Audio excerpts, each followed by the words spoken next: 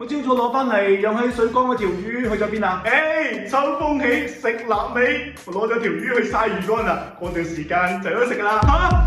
條3斤重嘅野生老鼠斑，成1000銀1斤嘅喎，你攞去曬魚乾，咁靚嘅魚，肯定清蒸嘅啦，大佬啊！講起清蒸，我見雪櫃有包瑤柱，我成包蒸嚟食，食又幾好食嘅，不過就有啲鹹。粒銀仔大嘅50頭乾瑤柱，你成包攞嚟蒸，平時煲湯煲粥我都唔捨得放咁多啊！唔好鬧啦，食條雞先啦。我醒啊，我見碟雞嘅雞骨都有血嘅，我炒熟咗先俾食啊。係唔係啱整好放喺廚房嗰碟白斬雞啊？咪就係嗰碟咯。你知唔知呢隻養咗200K嘅果園走地雞白斬係佢最好嘅做法啊？你居然炒白斬雞？咁啲雞骨血淋淋，有啲食唔落啊嘛。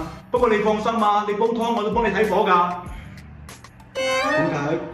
煲湯有陣味嘅？係咧，我放咗啲八角、蒜頭，刁味啊，仲有啲湯咪幾夠味。我等陣落啲豉油嘅話就可以飲得㗎啦。煲咗4粒鐘嘅花旗參老火雞湯，邊度落八角、蒜頭？你仲諗住落豉油？你個仆街仔啊！